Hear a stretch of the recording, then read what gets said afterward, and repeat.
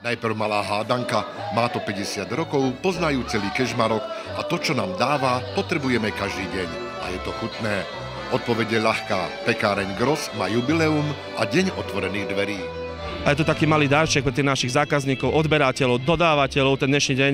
Tá veľká ochutnávka, veľa vecí, aj ktoré sú zdarma kvôli tomu, pretože chceme si tých našich odberateľov uctiť a nejakým spôsobom im v malinko vrátiť to, čo oni nám venujú celý rok a tu ich priazeň. Napečú toho neúrekom, všetkého možného, čo dospelí i deti milujú.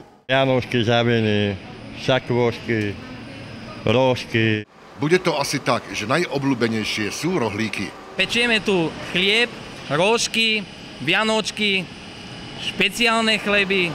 Denne zrobíme zhruba rovných 15 000 a krivých 40. Vedenie firmy pochopilo, že tlačiť plagáty či letáčiky alebo inzerovať v tlači nemá zmysel. Priamo ochutnať, to je to najlepšie, čo pekáreň môže urobiť. Dávame do toho srdce. Chceme v podstate ukázať ľuďom, čo pečieme, ako pečieme a prečo to pečieme. Že my sme tu pre nich, nie oni pre nás.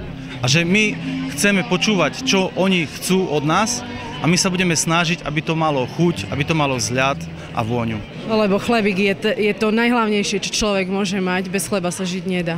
A na chleba sa pracuje. Prečo nevieme bez chleba žiť? Lebo chlieb nám najviacej chutí aj malinkému.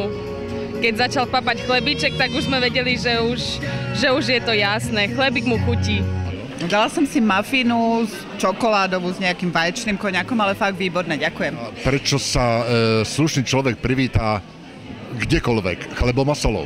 Myslím si, že je to aj slovanský národný zvyk a je to nejaké také uctenie si človeka.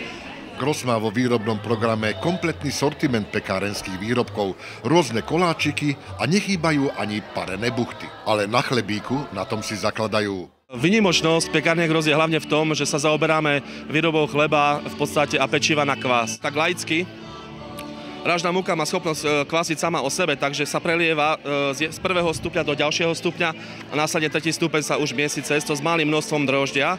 Výhoda je v tom, že tam vlastne vznikajú kyselina octová mliečna, ktorá bráni vlastne tvorbe plesní vo výrobkoch a tým pádom nie je nutné používať chémiu, žiadne stabilizátory a podobné veci. Ale je pravda zase, že tento systém výroby, táto technológia je veľmi náročná. O tom, že pečú zdravo, niet pochýb, je to vlastne slogan firmy. V Kežmarku vedia, že ražná múka je zdravá, kvas z nej obsahuje B-vitamín a chlieb sa nefarbí. Varí len Petoro pekárni na Slovensku pracuje týmto spôsobom. Je to technológia bez použitia chemických látok. Je to to, čo tu bolo zažívané niekoľko storočí. Pokiaľ mám niečo piesť pre ľudí a mám ich otráviť, tak radšej nebudem piesť. Tak sme sa rozhodli, že dáme ľuďom to, za čo si zaplatia, za kvalitu, za vôňu a za chuť. Čo sa týka samotnej výroby toho kvasu, je aj dôležité upozorniť na to, že tá chuť a tá vôňa toho chleba je nenapodobiteľná. Zatiaľ, chvála Bohu, neexistuje žiadna chémia, žiadne aditíva, ktoré dokážu nahradiť samotný kvás a chuť a vôňu toho daného výrobku pri tom kvase. Chlieb sa nedá zunovať, ľuďom chutilo a chýr o kvalite výrobkov sa rozniesol i po Slovensku. Prišli sme pozrieť rodičov, pochádzame z Osenca, ale rodičov máme tu na. Nakupovať a vždy kupujem od Grossu. I chlebík, krajaný chlebík, aj špaldový, že dobre, hej, dobre, výborné. Dobre majú aj výrobky, majú dobre, i chlebíky majú dobrý, takže sme spokojní. My ináč sme z Belej, my nie sme z Kežmarku, ale vozia do Belej, takže nakupujeme v Belej. Detičky vonku budú papať. Ako ti chutí koláčik? Dobre. A vieš, ako sa to volá ten koláčik, čo máš v ruke? Hinka. Čokoládové máš rád? Ešte neviem. Ešte nevieš, a nepapal si čokoládové? Ako si papal? Tvarohovú máš rád? Tvarohovú. Návštevníci i hostia sa veľa dozvedeli o tom, ako sa taká samozrejmosť v úvodzovkách rodí, kým sa dostane na ich stôl a chutilo im aj vonku pri dobrej muzike, guláši a iných dobrotách.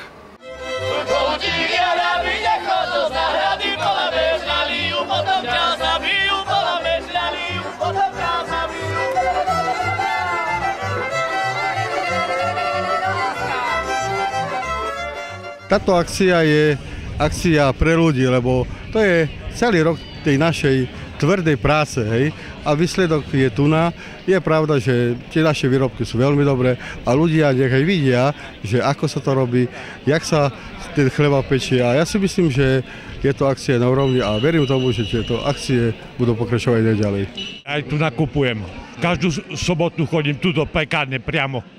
Saviny, jablkový, makový, potom brinzovú takú natierku na topinke. Takže majú veľký výber sortimentu. V Kežmarku nemáme lepšiu pekáreň. Ruku k úspechu firmy prikladajú aj rómski občania.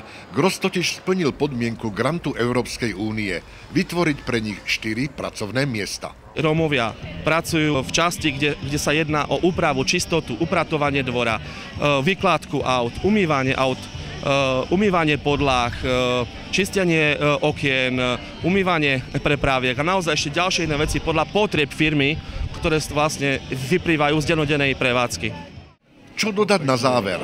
Hádam len želanie, aby chlebík z pekárne Gros i ostatné výrobky chutili Kežmarčanom ďalších 50 rokov.